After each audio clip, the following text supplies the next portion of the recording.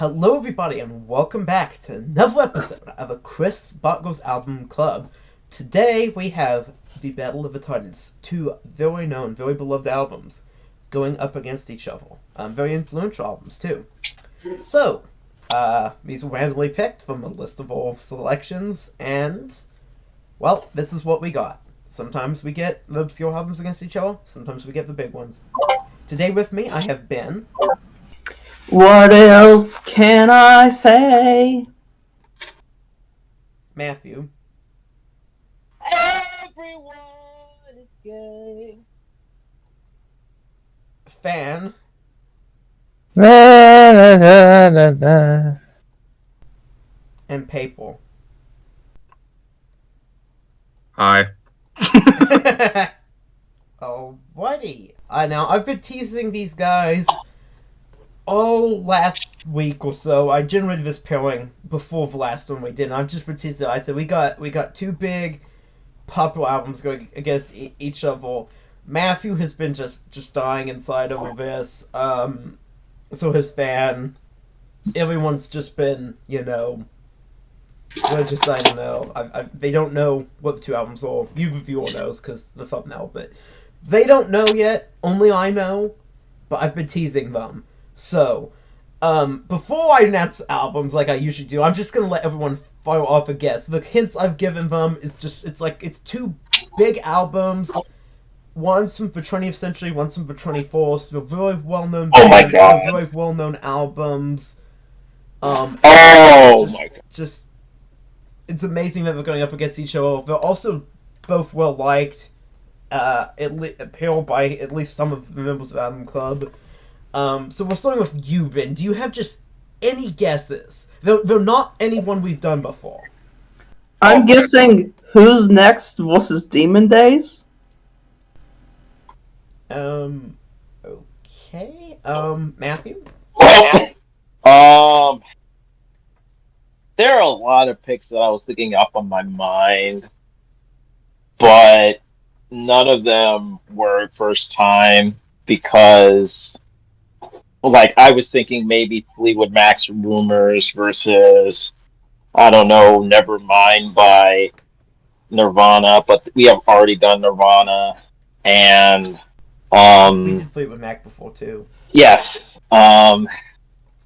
I was thinking maybe when you said 21st, I was thinking, oh, maybe American Idiot by Green Day, but we have already done Green Day. I am very flummoxed. I'm just gonna get a shot in the dark. I'm gonna say Blood on the Tracks by Bob Dylan versus. Oof. Oh man. I can't. You said it's a 21st century rock album, correct? 21st century.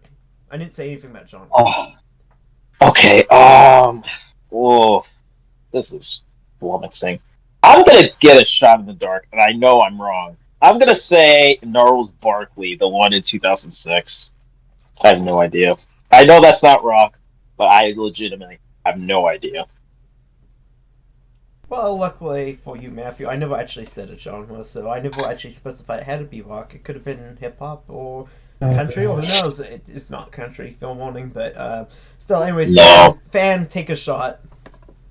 So I didn't know anything about 21st century. That's new info to me, so that throws me for a loop. All week I've been, I've kind of whittled down to, I think it's going to be The Who. That, all week I've just been thinking it's going to be like Quadrophenia by The Who. I was also thinking it could be like Bad Out of Hell by Meatloaf. One of those two for the 21st century that I have no idea what it could be. Could be like, no, Backstreet Boys are more 90s. I don't know why that's the first place I went. I don't know. Could be Haken. That's Titanic to me.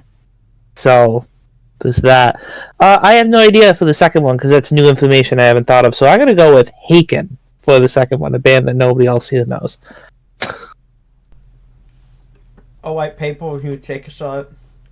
Yeah, 21st century is news to me, so that takes my second guess out of it. But for my first one, I didn't have too much to go off of. I just said a Queen album, maybe, because I mean, it's hard to get bigger than Queen, really. For at least for nowadays, that's one of the more popular. And it's true we haven't done Queen, but yeah, these albums that still have enduring popularity today. So yeah, so it could be like Night of the Opera or something. And then since 21st Century, I'm just gonna go with a 2000s album I like, By the Way, by Red Hot Chili Peppers. I don't know.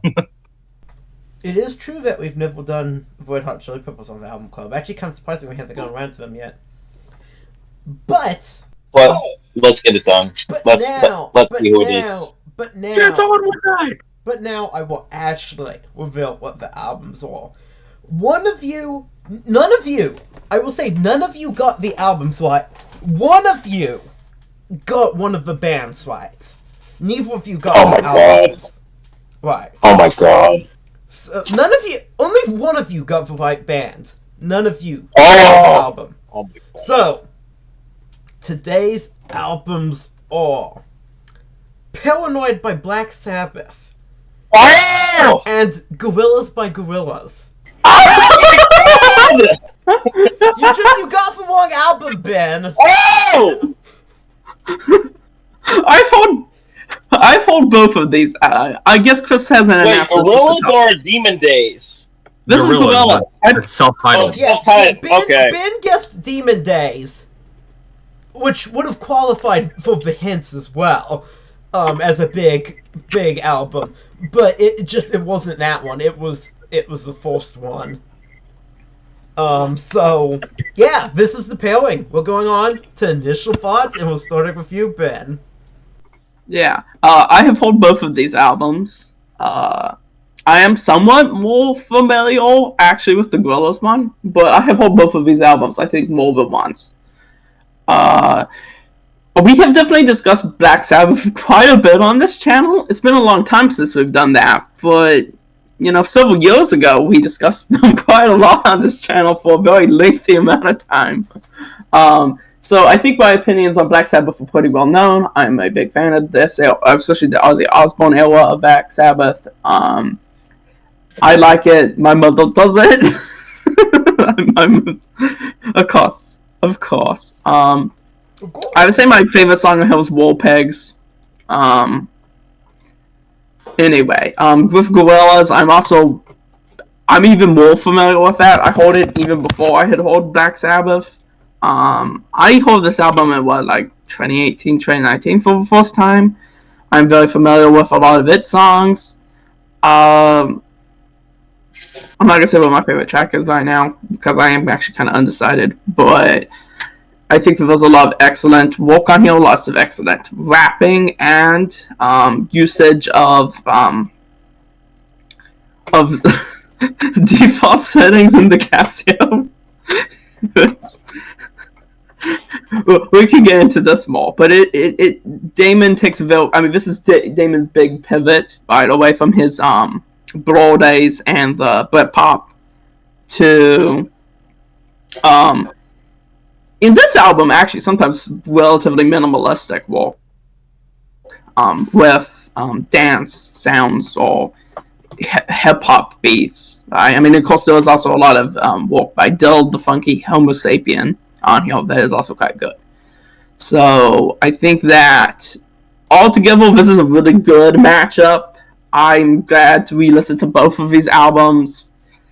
A difficult match to compare to some extent, but maybe slightly easier to compare than the one I suggested. That would have been really difficult. The Who would have won that one, but well, I guess Demon Days is somewhat harder. I've actually listened to Demon Days more recently than Who's Next.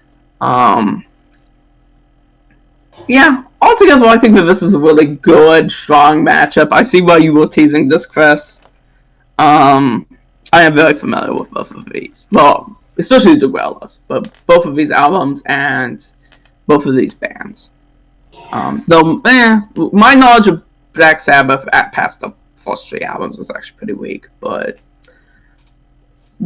anyway, Matthew. Yeah, Matthew, you said you wanted to do a organic pairing. Here you go. What are your thoughts? I I am a big fan of Black Sabbath, particularly of the first six albums, um, which is the Ozzy Osbourne era of Black Sabbath, and you know, this is their second album. I consider this is their best album. I've of course heard it, as I said that I've heard the first six, I think 5 or 6 albums, which is the Ozzy Osbourne era. As for Gorillaz, I'm also a fan of Gorillaz. I really like Demon Days, although that is not my favorite Gorillaz album. My favorite Gorillaz album is Plastic Beach, and I'm also a big fan of, Cracker Island and Song Machine, Season 1. And coincidentally, this is one of the few Gorilla albums I have not heard of. So I am looking forward to listening to this Battle of the Titans. All right, fam. Well, not to land on the play, but I'm very underwhelmed by this matchup. Not really a big Gorillaz guy, not a big Damon Albarn guy in general. So there's that. I guess Paranoid is cool. Kind of, burned out on a lot of those songs.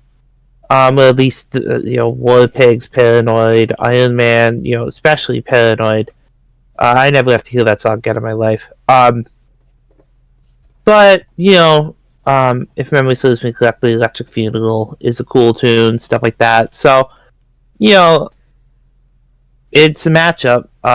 Certainly not worth being teased for the last 2+ weeks or so. But, yeah, it exists. Well, I'm sorry, fan, but at least Matthew got what he wanted. At least Matthew was satisfied. That's a win in my book.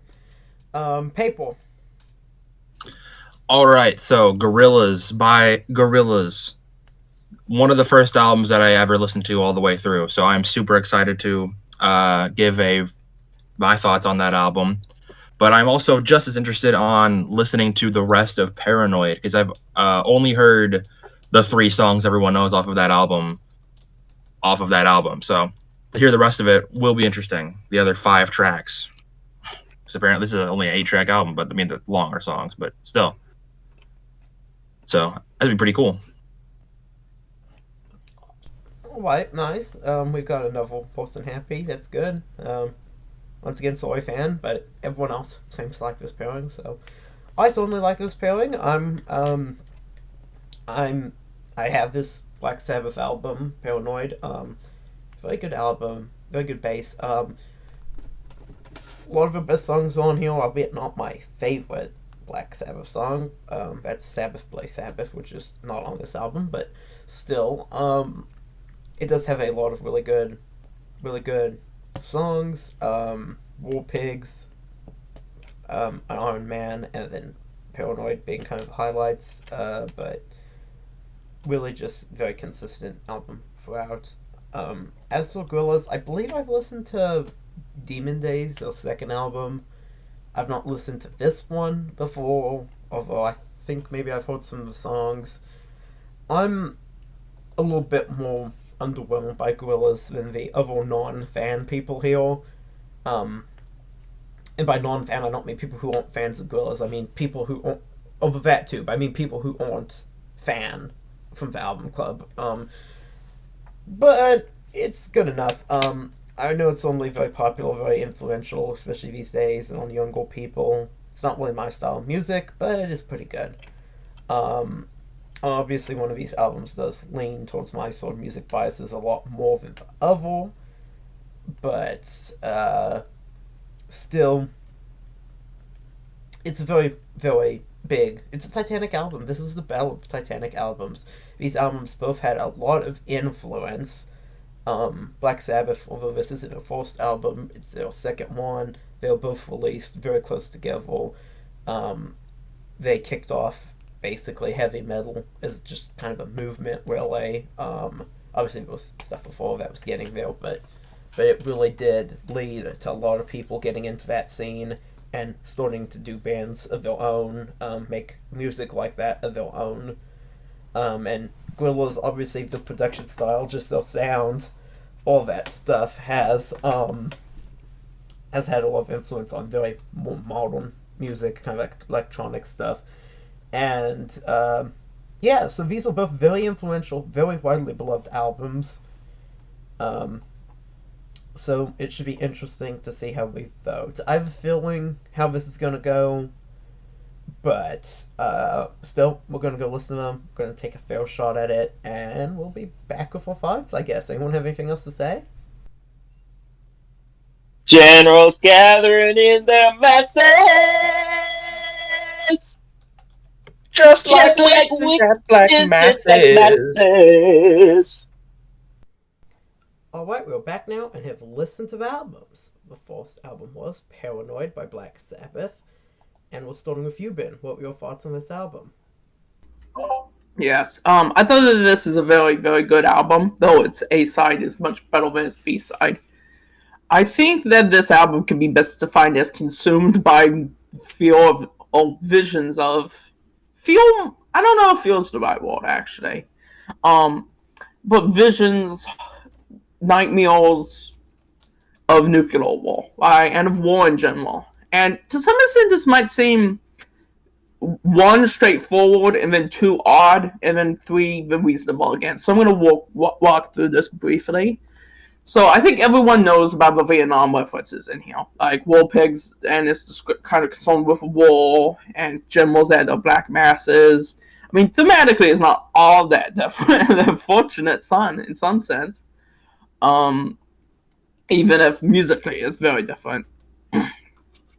But so the Vietnam War, its escalation under Nixon, its expansion to other countries like Cambodia. Let me actually double check to see how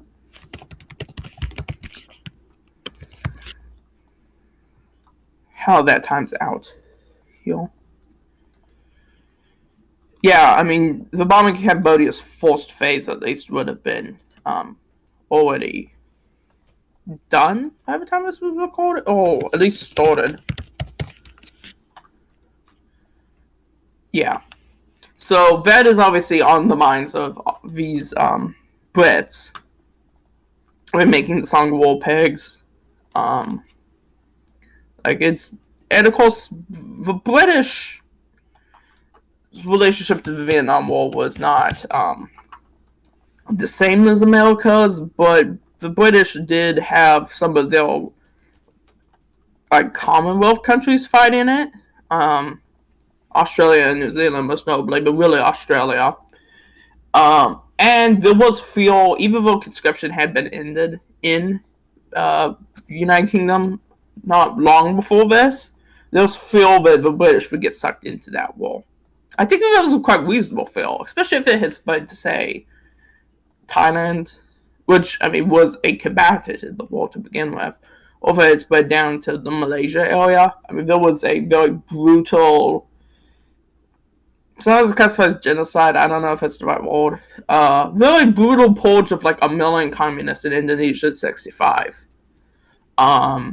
Which Indonesia was always in the 1960s kind of on the brink of attacking Malaysia. Of course, it wouldn't have been communist, but if a communist insurgency had broke it out again, and there had been a communist insurgency in Malaysia prior to that. So there was all this concern about this war. I mean, it's the domino effect theory. Spreading and sucking the United Kingdom back in. So this kind of Vietnam zeitgeist is very clearly present in this. It's also the Cold War. Of course, it's concerned with, nuclear weapons. And that is found on songs like, most notably Iron Man, but also Electric Funeral. So that's kind of the obvious level. But then going down a step, actually, the Nixon years, isn't as fully developed here in 1970 than it would be later on in the Nixon years. The Nixon years were actually a relatively low-risk time of nuclear war, relative to a lot of the rest of the Cold War. The 70s were not plagued by potential nuclear crises as much, especially not between the United States and other countries. I think that, I mean, this is what we would call the period of détente. And that has already kind of started at this time. Though this is still prior to Bush's famous visit to the White House. There's still a period of détente. The chances of nuclear war between the United States and the Soviet Union were quite low during the Nixon years. I mean, also famously, Nixon went to China. Now, this was prior to that, but that also really represented a major change in relations. Right? So the Nixon years actually relatively violent in many ways, right? With the brutal expansion of the Vietnam War. But on the other hand, in terms of nuclear war, actually relatively peaceful. So in that sense, maybe the obsession with nuclear war might be a little odd here. Or it seems like it's in a dichotomy. But I think a third element that has to be considered is that the United States is, I mean, besides them not even being Americans, the United States is actually not the only country with nuclear weapons. Right? I think it was 1969, there was actually a significant chance of a nuclear war between the Soviet Union and China. Right? A nuclear disaster, a nuclear winter triggered not by the U.S. at all. I mean, we don't think about that, really. But there was a border war between the Chinese and Russians that actually has still not been resolved completely. That the U.S. kind of helped diffuse as a part of the Vietnam peace process, actually. And the North Vietnamese also helped diffuse, actually. But there was a significant risk of that. India and China had gone to war in the early 60s, around the same time as the missile crisis. And that border dispute has also not been resolved. So there is this sense of nuclear war could kind of come from anywhere, as opposed to some like dichotomous U.S. versus Soviets understanding that I think gives this more diffuse anxiety than just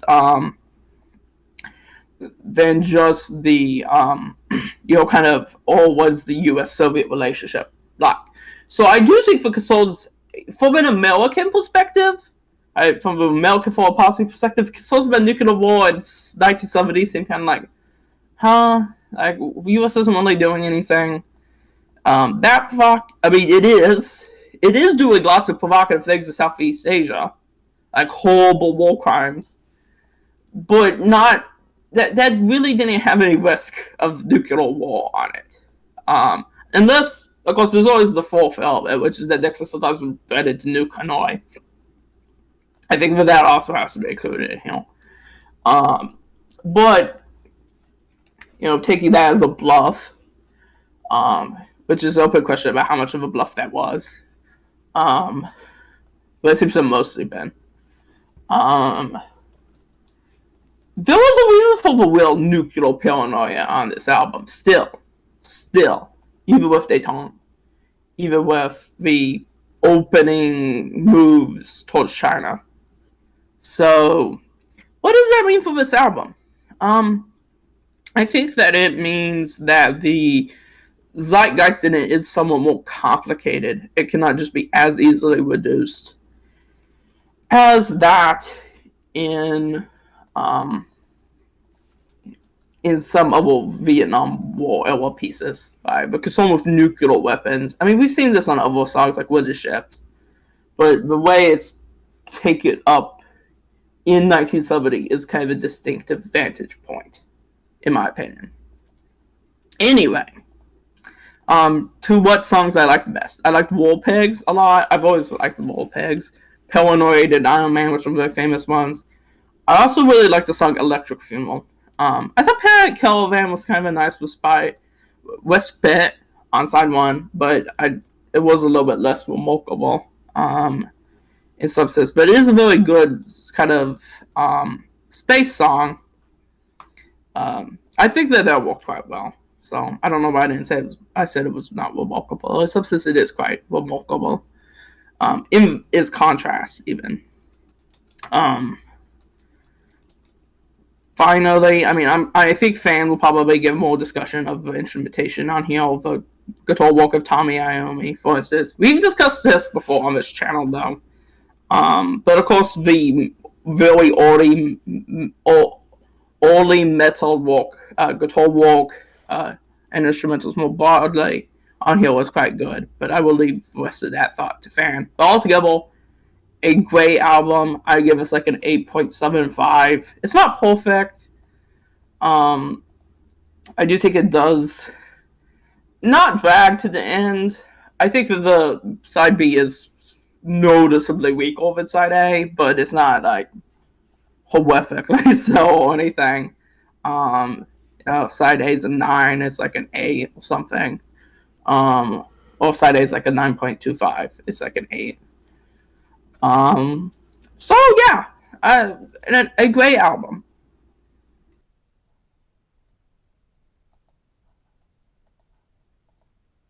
Alrighty, Matthew.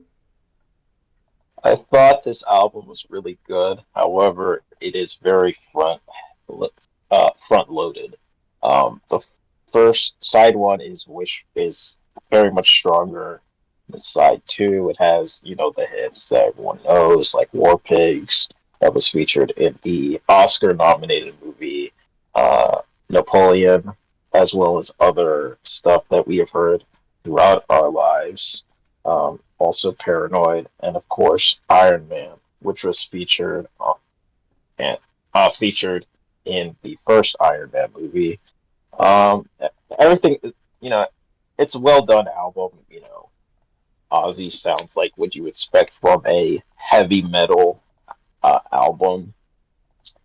But the tracks on side two, while still good, it's like pales in comparison to the first side. But my favorite track is, of course, War Pigs. It's a really good album. I wouldn't say it's great. I wouldn't even put it in the best albums of the classic rock era. I probably wouldn't put this in my top 5 or even 10. And if it's in the top 10, it's probably on the lower end. However, I still think it's really good. It's Black Sabbath's, magnum opus. They would do a lot of really good stuff, but this is their best work.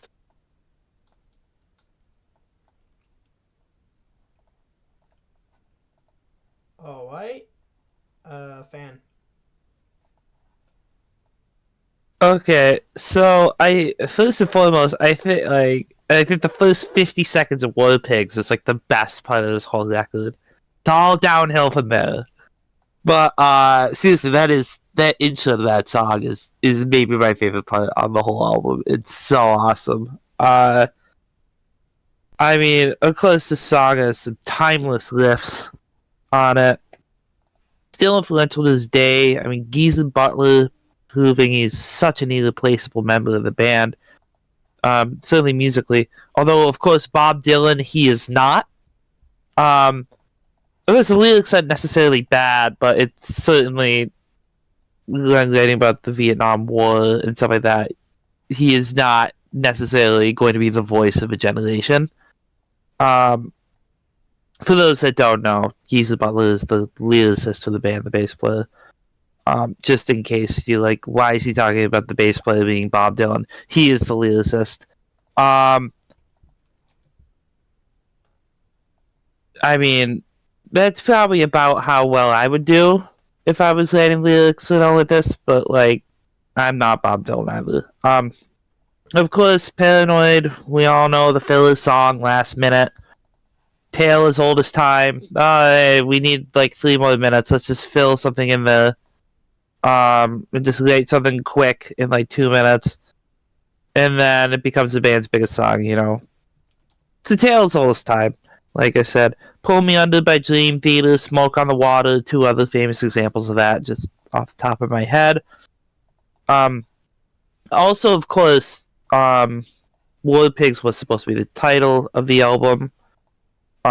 The record company made him change it, so they changed it to Paranoid. That's why the album cover is guy attacking. Of course, I just, this is like very common knowledge stuff, At least, I don't know. Being a guitar player, this stuff is really common knowledge to me, I guess, at least. So far, once you go to the first side, I think probably Planet Caravan is the most interesting song on the whole album, not just first side. It's a cool, laid-back, jazzy jam thing with congas instead of kit, which was so unique and so interesting. I feel like really influential bands who really changed the course of things often were rather experimental at the beginning. And then when they kind of find the thing that they invented, that's kind of becomes the sound. This, like, they kind of made metal, so this is kind of stuff like this would be put on the back burner, but this obviously shows that Sabbath is an extremely well-rounded band. They should not be a pigeonhole band into just one thing. They were very creative. They were very interesting. And songs like this really show just how interesting and creative this band could be. A lot of people think this is just riffs on this record. It's very much not. There's a lot of cool stuff like this. One thing that totally blew me away was Bill Ward's giant sound on Iron Man. Like that intro, where famously Tony Iommi is bending the guitar string behind the nut. So if you don't know how he got that sound, my very poor impression of it. That's him playing the E and then bending down behind the nut and back up. Cool intro. And then whenever Bill Ward kicks in, I got goosebumps. He has such a huge sound on this song in particular, but the whole album. What a beast of a player. Also, unrelated, there's a really cool jazz cover of Iron Man by the band The Bad Plus. Go check that out. It's super, super weird. It's awesome. There's the one part in Iron Man we have to talk about, right? Everybody knows. And I'm sure not everybody knows. But there's one section I have to talk about on Iron Man. And that's right at the end of the guitar solo. 3:38 in, when they hit that lick in the double time section, the da-da-da-da-da-da-da-da-da-da, they hit that part twice, and then they go back to the original tempo, doing a near inversion of the riff. Oh my god, that's the most impressive thing Black Sabbath has ever put on tape. To do that with a full band is excruciatingly hard. That is so difficult, and they just freaking nail it. I can't emphasize just how difficult that is. Absolutely monster moment on this record. Talk about it for like 5 minutes straight. Best moment on the entire record. And Bill Ward on the song and everywhere, he just puts the beat exactly where it needs to be. They're back in the original slow tempo, and he's kind of doing like a faster beat, but then right when it goes back to that main riff, he goes right back into the kind of little slow chugging stuff. Oh man. He puts the beat right where it needs to be, exactly when it needs to be there. I did not call two different parts the best. I called one the most interesting and one the best. Chris is calling me out. I said one was the most interesting part, one was the best. Maybe I offhandedly said it was the best, but I would say one was the most interesting part and one was the best moment. Two very different things. And one thing that I have to say is, it's criminal that Bill and Geezer don't get the credit they deserve. They're an all-time monster rhythm section here. Just so great. One thing that I do want to say that I think really makes this album interesting from a musician standpoint is anybody that has like a passing interest with ability in guitar can pick up the guitar and play along with this album. I think that's one of the really lasting things. The riffs are mind-numbingly simple, but extremely effective pieces of music. Electric Funeral's verse is like 5 notes, but the music is so effective. You can just like pick it up and just play along. It doesn't take long. Even if you have a bad ear, you can just pick it up and play along because it's just that simple. They're slow, they're long. You can easily figure out what notes they are. But like I said, they're just so effective. I think that's one of the real longing impressions. This isn't Dream Theater. You don't need like 30 minutes to figure out like 2 bars, whatever, or something. Very easy and very, very strong music. I'm gonna go here with Ben a little bit on the political side. I guess this is more of a gotcha thing than a political thing, but Hands of Doom gives us a good glimpse into one of Ozzy's weirdest lies throughout the years. Ozzy has famously said, I believe even numerous times, that we had no idea Vietnam was even happening when we were writing War Pigs. We just go to a jungle war none of us knew anything about. In Hands of Doom, Ozzy literally says, first it was the bomb, Vietnam napalm. Like, yeah, they just randomly were just writing about Vietnam napalm. Just for no reason. In 1969. Yeah. Everybody knew this war was happening. I don't know why Ozzy, like, I don't know what he gains from that. Like, it's such a weird lie. Because, like, I don't know what you gain from lying about that. You just sound like somebody who's so excruciatingly out of touch if you don't know that it's happening. And then whenever people are like, no, you obviously knew, then you're just a liar. A lot of people lie for gain. This is just, I don't even know what his end game is here. It doesn't make any sense. But I thought that was kind of fun. I mean, I guess Ben said he does get utility from fucking with people. Maybe he just wants to seem like a crazy, wacky dude, which I guess is kind of his whole gimmick. So maybe he does gain utility from, but I don't know. It doesn't make any sense to me as a person. I don't see what the point of lying about that is, personally. But that is kind of his shtick, isn't it? But still. Anyway, throughout this whole album, he's just great. Ozzy's great, but the whole band is great. I mean, they are so on. They just shift between grooves so well. They're so locked in. They're so tight. I mean, this is a very impressive record. I know at the beginning I was rather underwhelmed by the choice, but I hadn't heard this in so long that kind of going back with fresh ears, it's like, wow, this really is like a monumental record. So, very great. Highly recommend this one. And you probably heard, if you listen to this show, I'm sure you've heard it already. But go listen to it again. People. All right, so first off, I'm just going to say that I do think that this album is great all around. There's not really too much to hate about this album at all. Like, the only thing that is even kind of is I feel on some points that the sound mixing is not the greatest. Like, it feels like on some songs or moments on the track, and especially on the album, and especially Ozzy's vocals at some point, it feels like they were recording a room over. Like, I don't know, that might have just been me, but it just felt like the mixing was a little weird on some parts of the album. And if I'm being completely honest, it might be a bit blasphemous to say this, but a few of these songs, I just don't like Ozzy's voice on some of these songs. Like, it just doesn't feel right. But overall, I do think the songwriting and performance of the band is really great.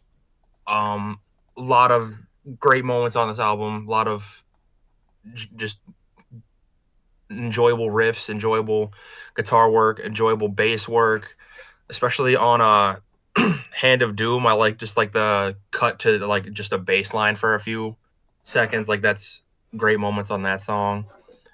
Planet Caravan was not what I expected to be at all. I was waiting for an intro to be over, and for that to be the whole song, I like that, actually. I wasn't expecting that going into this album. So that was, as Fan was talking about, a big surprise, and shows that they are varied in sound. It's not just the heavy riffs. It's they can do a chill track like that too. For songs that I think are the best, I would say, as we were talking about earlier, Iron Man. Like, it's that whole song. It might be boring to say that, but no, it's a great song. Everyone knows it. Everyone loves it. I mean, if you don't, what's wrong with you? That part that that Fan was talking about earlier with the whole like double time and everything. Just a great moment. It's a great moment on the album, and I enjoy the story that it tells. And also, I did like Rat Salad. Funnily enough, I mean, it's the one without Ozzy singing. So that's a weird to say, but I like that short and sweet jam. I don't have too much to say about this one, but that's really it. Great album.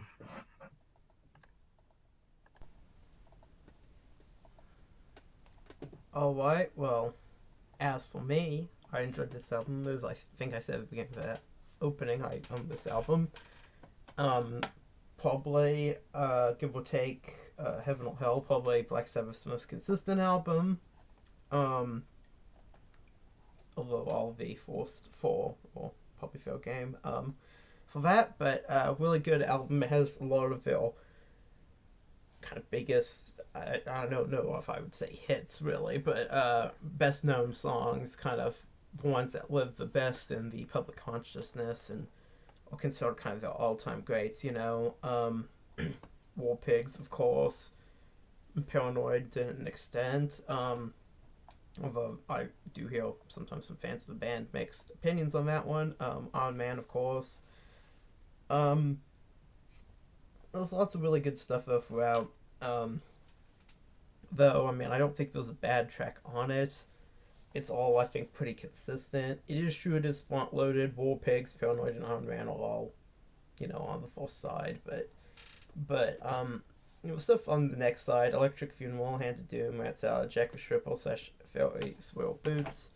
Those are all good, well delivered, very consistently delivered songs as well.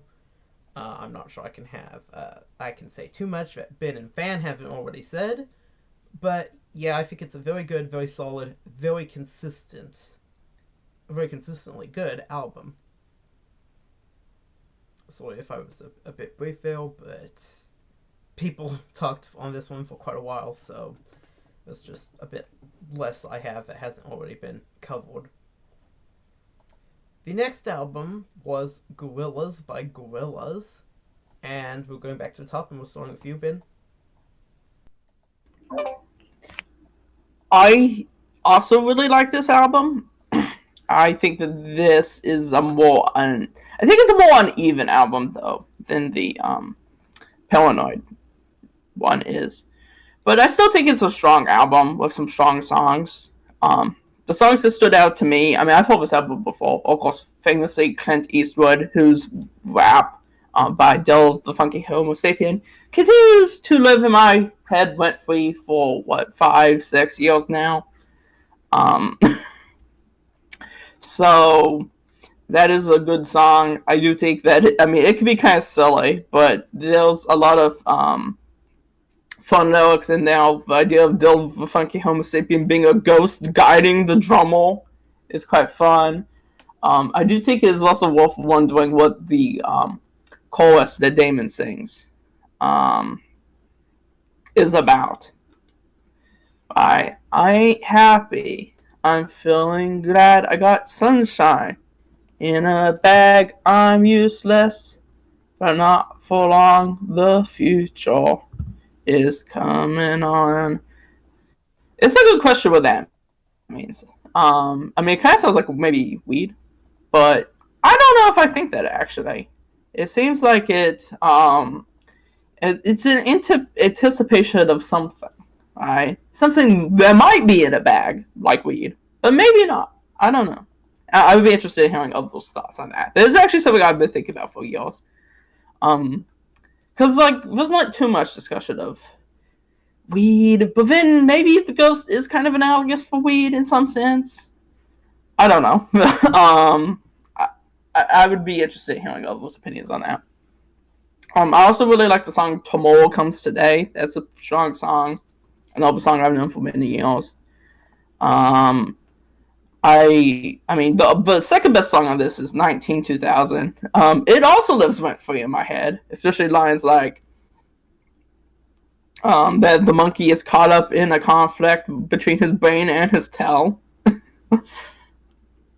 and the repeating chorus question mark of get the cool shoe shine, get the cool shoe shine. I wonder how many of us here have gotten the cool shoe shine. That's a fun song. I really like the beat under it. Just altogether all very good song, good enjoyable song. I also like "Rock the House," which is another Dill the Funky Homo Sapien song. I did notice while listening to it that a lot of the rhymes on it are very 80s, right? We talk about how in the 80s, the flow was simpler, the rhymes were simpler, etc. And I think that this is a good example of trying to take up minimalism on this album, like minimalistic hip hop. It's still a fun song, but it's like, oh, I'm just the MC rhyming with the MC rhyming in the DJ spin. I want you all to just get down. That's a very 80s sounding, like pre-gangster approach to rapping. But I think that just captures the general minimalism of this album. Artistically, maybe not so much with all the complicated music videos, etc. But in terms of music, there was a lot of minimalism here. I think that the way that rap works on that. Of course, song Clint Eastwood, the beat on it is a Casio presetting that Damon could just go up to this Casio that was useful. I just hit a button and it just goes bum bum bum. I can't do that properly, but you know what I mean. And he's like, huh, that sounds like the good, the bad, the ugly theme. He just uses that as the basis for the whole song. Alright, so that's kind of another example of minimalism on this album. The last track I would like to shout out is Double Bass, the instrumental prior to Rock the House. I really like that. That's a really good instrumental. The song I would say I like the least is Man Research. I actually found, Damon's experimenting with his voice is quite interesting. I found it kind of annoying on there. I don't hate it, but every time I listen to it, it's like, this is kind of annoying. Yeah, that may just be a me thing, though. But altogether, a good album. I enjoyed re-listening to it. Several really classic songs that I think serve as a good introduction to hip-hop for people that are not as familiar with hip-hop. Both because of their minimalism, but also the way that Damon combines other genres into interacting with it. That being said, this album altogether does feel like the start of something, which it is. It's an opening album. It's sort of it is a complete product, but it's not the full flowering of Gorillaz by any sense. Like, Fan, I believe, said that Paranoid was like the magnum opus of Black Sabbath, and I would agree with that. But of course, it is their second album. Matthew said that. It is the second album. It's actually not recorded and released very long after the first album came out. It's just like, here's the first album, here's the second album. They're both in 1970. They mature very quickly. I mean, I would agree that the magnum opus of Gorillaz is their second album too, but it's quite a few years later. And I think that in this sense, this is almost kind of a starting place. It's still a good starting place, right? Damon is completely switching genres from his work in Blur. He is experimenting with lots of things on here, and that this album is as good as it is a massive win for him.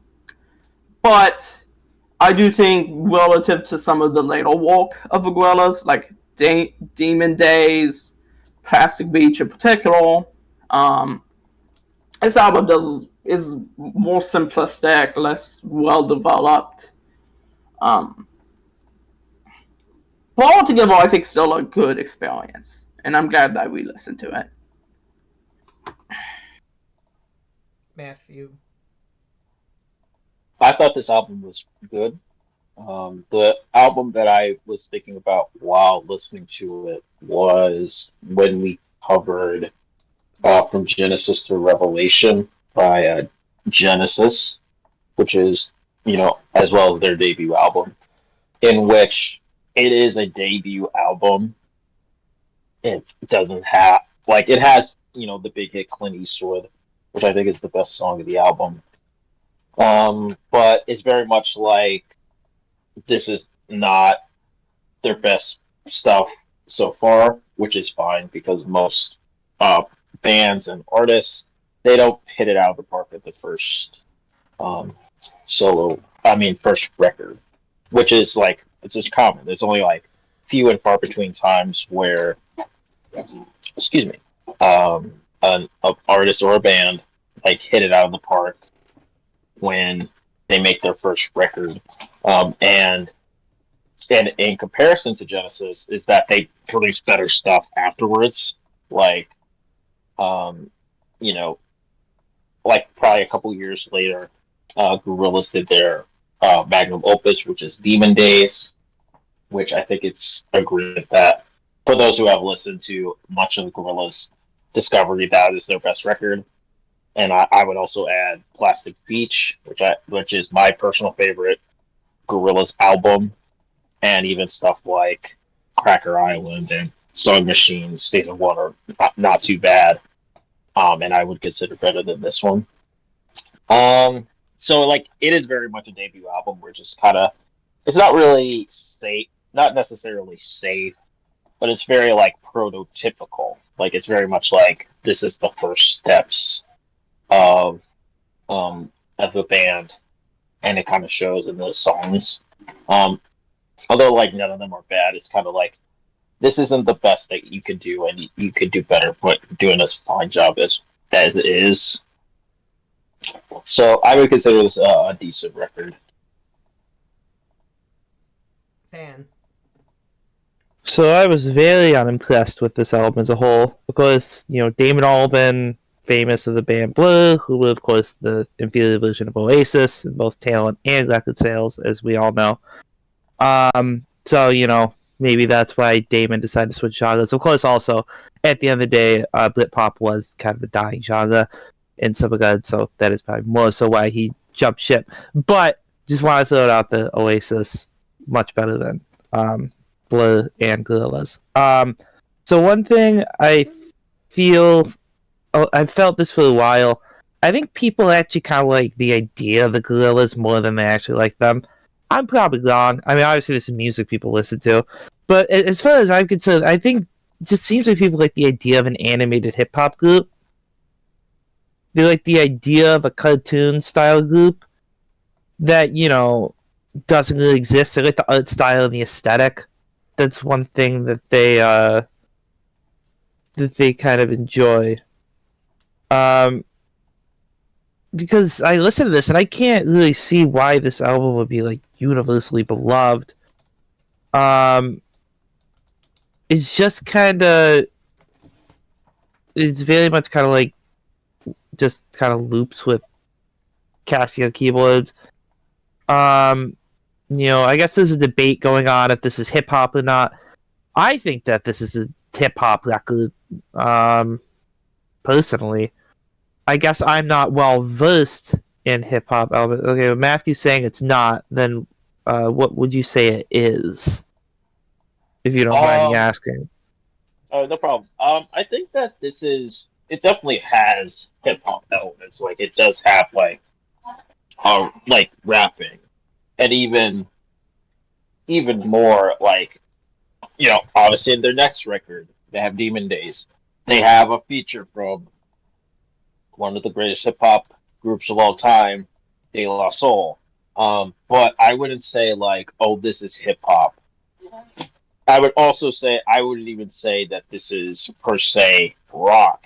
Even it's kind of its own thing, and even I guess you could call it trip hop. I guess, but That's it's what not I really would probably call it, because I think that has a UK origin too. Yeah, and Lots of loops. and I apologize for speaking over you. No. But I wouldn't say, oh, this is a hip hop album because, like, I mean, probably because I have listened to hip hop I probably guess more. that's fair. Yeah, because I'm like I've listened to hip hop from some stuff in the '80s to the stuff now, and I'm kind of like, it's like the old adage. If it what's that one? It's from a Supreme Court case where someone's like, yeah, I don't know what it is, but I know what it isn't. So that's kind of how I feel with hip hop. There's also, like you could say, there's a difference between hip hop and rap, but that's another story. That's all I Yeah. would say. No, that's fair, and I appreciate you weighing in. I just call it hip hop. I don't know what else to call it. I guess it's just kind of hip hop. I guess I think this is Wikipedia lists this as trip hop, so I guess you call it that more. Oh yeah, electronic. Trip hop is a more electronic kind of hip hop, from my understanding. Not that this is obviously a genre I'm super well versed in.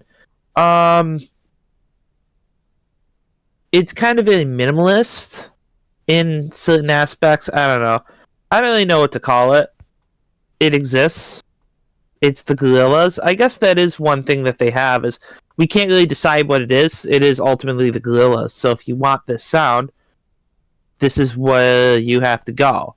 Which is a major feather in this record's cap. Because the major feather in this record's cap. Whereas if you want this sound, there's only one place you can go. And that's here. Of course, I really do not like that sound, so I'm still going to be harsh on it. But of course, that is something that deserves merit. Of course, as I previously stated before, I really like the tune Clint Eastwood. I mean, it's definitely the one that feels the most like a song. Of course, Ben brought up The Good, the Bad, the Ugly. Of course, that's why it's called Clint Eastwood. It's because Sunshine in a Bag is from the movie Good, the Bad, and the Ugly. And of course, he kind of sounds like it, so that obviously why it's named that. First time I heard the show, I was at a Trey Anastasio band show, and it was the encore. So that was I was like, I don't know what this is. Highly recommend checking out their version though. Jennifer Hartwick, the woman who does the rapping on it. She destroys it. There's a great version on YouTube from 4/11/2014. Absolutely killer. The version, of course, has like real instruments, so it kind of grooves better. At least I think. It's a little more eerie too. Very good. Also, one thing I do like about Clint Eastwood is how it kind of drones on at the end, which may sound like an insult, but I think that. Well, it's not when I'm saying it now. I think it kind of adds a cool element to it. Double bass sounded like pause music from a cheap PlayStation 2 spy game. That's like all I could think of was like some kind of like PS2 GoldenEye ripoff like sounds. I know GoldenEye's on N64. But just some kind of like game like that on the PS2. It sounded like pause music to that. This is kind of one of my big complaints with the record is that I always having only known Clint Eastwood and stuff. I thought this band would kind of have more like a Beatles type thing, whereas like you have the four people, like you have four distinct personalities, and it's all animated. So I figured that it wouldn't just be Damon. Like you have John, Paul, George, Ringo. And I figured that you would have Murdoch, Tootie, Noodle, and Russell. Russell has a few features. You don't hear from Noodle or Murdoch at all. And I was kind of hoping that they would have, more real features from the people. I guess you just say Noodle is on 2000. That's actually one of the ones. I have to get to that one. But still, like, they don't really have any, this is kind of like a proof of concept in some ways. I wish that they kind of had them have their own feature tunes. like like Russell has Clint Eastwood. I wish that they had the one where it's like this is their song, because it's all fake. This is not like a real band. So I mean, it's real music, but it's all animated. So I figured having like give us some stuff, give us a Noodle track. I mean, you have a Japanese girl guitar player named Noodle. That's an awesome name. Give her a song. You have Murdoch, a demon dude. Give him a freaking thing. That's awesome. I love that name. Murdoch. He's green. Give me a little bit of him. It was just disappointing that we didn't get that. I wanted some real features from them. I know Noodle sings a bit. There's a backup and stuff, but she didn't really have a feature, which is what I wanted to hear. I thought 19 to 2000 was a fun goofball song. That was outside of Clint Eastwood. That was my favorite. But yeah, I thought that one was cool. I liked the loops on that one. Latin Simone was weird. I mean, I don't know. I thought there's like, hey, here's this random guy named Simone. But once again, kind of bringing back my other issue, you have a song about a guy named Simone who's not in the band, but we can't get a feature from Noodle or Murdoch. Come on. So I was unimpressed with this album. It just wasn't really for me. Musically, once again, am I happy it exists? Of course. There are a lot of people that like it. Do I understand it? Not at all. It's just kind of meh to me. But that's just me. If you like it, keep on liking it. I'm going to stick with my Oasis records. Alright, people. Alright, so this of any of the Gorillaz projects has the most resemblance to Damon Albarn's previous work on Blur, especially on songs like Rehash, 5-4, Punk, and M1A1. It's clear that Albarn was still trying to figure out what sound direction he wanted to take the Gorillaz in, but I think that really makes for a really fun album. Like, despite the style being varied on a few of the tracks, it's still all coherent for the most part, and still all good for the most part. Like, as Ben said, man, research isn't that good, but that's really the only song on this album that I would say isn't, like, good at the very least. Like, I love the ambiance of songs like Soundcheck, Double Bass, Starshine, Slow Country, which I think is very slept on by many Gorillaz fans. I just love the general sound of this one, despite it being all over the place for the most part. The music videos as well for all of the songs that have them are all great. That doesn't really play much into the album, but I just think it's worth mentioning because, I mean, that's kind of half of the band for the most part, besides the music, is the animated aspect. But I'm also going to say that I like Double Bass a lot. I listen to that one a lot. Just a major vibe for me. Tomorrow Comes Today. That was the song that coming in I knew wouldn't have any change of opinion. That was the one that made me fall in love with the Gorillaz in the first place. The like melodica or whatever instrument they use on that one is kind of iconic to the band in a way, to me, at least to me.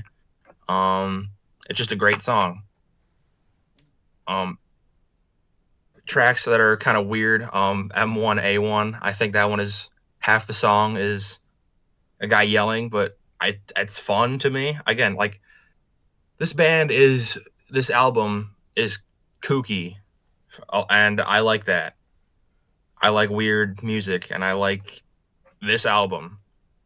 It's weird. It matches my weird. I like it. And here at the end, we have come once again to me. Well, I'm trying to think about where to begin exactly. First thing I will say is I'm not a big fan of Damon Albarn's voice. I still think his voice is better than the guy from White Stripes. I'm blanking on his first name right now. I know his last name's White, but I'm blanking out on his. It's Jack. Okay, thank you guys. I couldn't remember. Like I was thinking it was like Jack or John or something, but I just wasn't sure. I could remember just his last name. Damon Albarn's voice is leagues ahead of Jack White's voice. I mean, leagues better.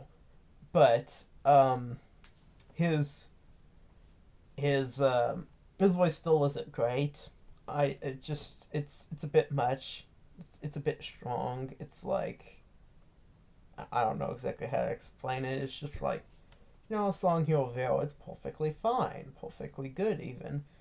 Whole album of mostly just his voice, which fan I know touched on briefly about how this album was very much dominated by him and his vocals in a lot of ways. It was a bit much, there's only so many times I can hear him and his accents and his, kind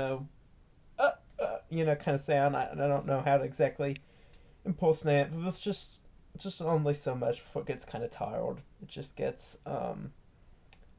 you know. Don't exactly hate it. I mean, we have done albums where I've hated the vocalist before, but this wasn't quite one of them. But I don't know, it was getting to that point. As for the rest of the music, style of music, there was some interesting stuff going on. In terms of the mixing, production, some sort of weird electronic hip hop stuff, I guess. But I don't know. I think I would just rather listen to an actual hip hop album than this, or an actual electronic album than this. I didn't find any of these songs' lyrics to really be that memorable, except for maybe Clint Eastwood, but that's the one I'd say where Albarn's vocal inflections were at probably around the most insufferable, so wouldn't really say that I like that song either. But other than that, none of these songs would I say were really good. I found some of them rather repetitive at times, especially in terms of the lyrics and stuff. And it just, I don't know, it just seemed like it droned on after a while. Well, after a while, every song kind of sounded kind of samey, which I wouldn't mind so much if that sound was a good sound that I liked. I just didn't really care for this sound, and as I said, I didn't really care for the vocalist, Damon Albarn. So, it just was kind of like, you know. As for Fan, so he said, he talked quite a bit about, how he thinks people like the band because of their cartoon gimmick, whatever. I've never really been a Gorillaz follower, so I've never really paid that much attention. I think I've seen, like, Good Film Inc.'s music video before, maybe, but that's, like, maybe the only one off the top of my head, and it's been a while. When listening to this album, I didn't think about, cutesy cartoon characters or badass cartoon characters or whatever the hell they're supposed to be, because at the end of the day, I am here to listen to the music, give my thoughts on the music, and, occasionally I'll make some comment on the album cover or whatever, but it really is about the music first and foremost. And as far as I'm concerned, whether or not they have cute cartoon characters or not is rather irrelevant to whether or not this music is good. Even the cutest cartoon characters wouldn't make me particularly like this album. I don't particularly hate this album, I want to make that quite clear, but I don't particularly like this album either. I didn't think there was really a good song on it. Most of the songs weren't bad either, with maybe a couple of exceptions. It just kind of was there, kind of droned on after a while. But I think all these songs would be perfectly agreeable in small doses. But in album format, like an hour of this, that kind of makes you go like, yeah. At least it makes me go kind of like, I just, I don't know. I was rather graded by the whole thing. Call me cheese because I was graded. Um, so yeah, I wasn't a fan of this album exactly. And I'm evaluating it based off of the music, not off of the cartoon characters. So I sort of agree with Van, although I also, in some cases, I guess disagree with some of his reasoning. But still, I just didn't care for it. So What do you disagree with? well, see, I mean, I'm like agreeing with you. I think that the music was the most important thing. I was just saying that that I think people like the idea of it, not me. okay. Well, maybe we don't disagree then. It feels like there's something else you said that I kind of disagreed with, but now I can't remember what it was. I'm sorry, fan. I just don't. I lost my train of thought there. But That's okay. generally, of everyone here, I agree the most with Fan as to how I felt about this album. So, yeah, basically. I don't think there's much more reason for me to go on. So, we're going on to which album each of us like better, unless, of course, anyone has anything else to say about Gorillaz. Okay, nobody has anything else to say, apparently, so we are going on to which album we liked better. I liked the Paranoid. I like Paranoid by Black Sabbath better. Now, I do think that there could be a Gorillaz matchup that would be much closer, or I think that even a Gorillaz victory. I like Paranoid a lot, but it's not like one of my all-time greatest albums. I would say if it was up against Demon Days, I would have picked Demon Days, for instance, and it would have been competitive with Plastic Beach, which is the Gorillaz Field album. But this pairing with the Gorillaz self-titled seems in the end fairly obvious to me, which is while both albums are quite good, the Paranoid album, and especially its fourth side, is just excellent in a way that, while there were a couple quite good, very good, great stretches, specifically the stretch of double bass through 2000, um, on the Gorillaz record is more bloated. The Paranoid is absolutely not. Um, and the highs of Paranoid are just higher. Which is not to say that there was not great stuff. I mean, I listed 5 tracks that I really like on Gorillaz self-titled, but altogether, I enjoyed Paranoid more, and it wasn't particularly close. Still both very good albums, though. Matthew. Before I give my um, verdict on this which album I like better, I kind of want to say something that is somewhat similar to what Ben said. This episode was kind of alluded to being essentially a very Titanic album club episode. And while, Black Sabbath and Gorillaz are two really good bands, the matchup is almost lopsided. Um, Paranoid is widely considered to be Black Sabbath's um, magnum opus, and I would agree with that. I've listened to the first 6 albums of Black Sabbath's discography. Basically everything, um, that Ozzy Osbourne has done, I have not even listened to Heaven or Hell and Hell, as Chris alluded to, but I will when I get the chance. Gorilla self-titled, though, is not their best work, not even close. But also that is like unprecedented with most artists and bands that come out. Like it's only few and far between where their debut album is a banger. Not even the Beatles, their first album was a masterpiece. Oh, and the only ones that can say that is Weezer with the Blue Album, which is an excellent album, which you should listen to.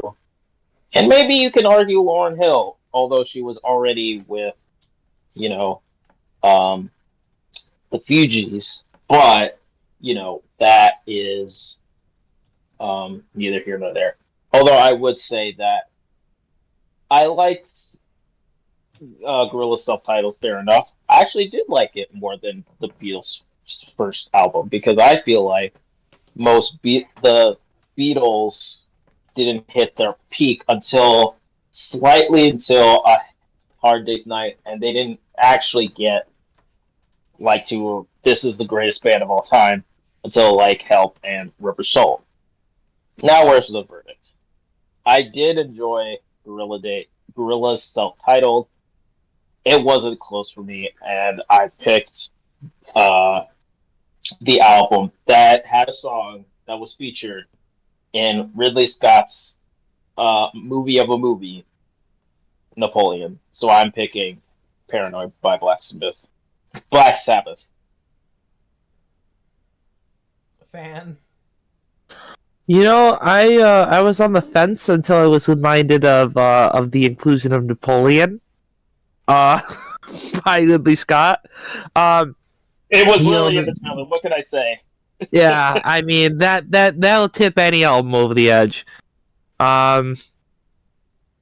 Much like the Titanic, I believe this matchup was overhyped and then kind of crashed into the iceberg of something. My analogy is kind of off, but I think it's pretty obvious. I'm going with Sabbath because Sabbath is pretty cool. People. All right. War Pigs may have been in Napoleon, but Clint Eastwood was in Trolls, so it balances it all out. I'm picking the Gorillaz. I love this album. It was over for me as soon as I heard the matchup due to bias, but bias is gonna win. I gave Paranoid a fair shake. I do like the album, but it can't beat it for me. All right. Well, as for me, Black Sabbath hit hard and fast, whereas Gorillaz just shuffle their feet for the whole damn album. So, yeah, it's definitely Black Sabbath's Paranoid. And on that note, we have a 4-1, which is in favor of Black Sabbath's Paranoid, with Papal being the only dissenter for Gorillaz. So, at least I can say we reached a good verdict here. I would also say that if I would, in agreement to it, Ben, if we did Demon Days over Paranoid, I would have picked Demon Days over Paranoid. I think that is a more fair matchup towards Gorillaz versus Black Sabbath, because as as much as these two bands are really influential and good, having the debut album that is kind of like a 7 out of 10 faced off against an album that is essentially a 9 out of 10 is not quite fair necessarily. Yeah, I'm gonna second that opinion by Matthew. This was basically a slightly over 7 versus slightly below 9 matchup, and that I think this episode has been really good. I think that it's been a really good discussion. But yeah, I mean, it ended up not being particularly close for I don't think any of us, which is interesting. Well, okay. But now we're going on to who picked what album. So,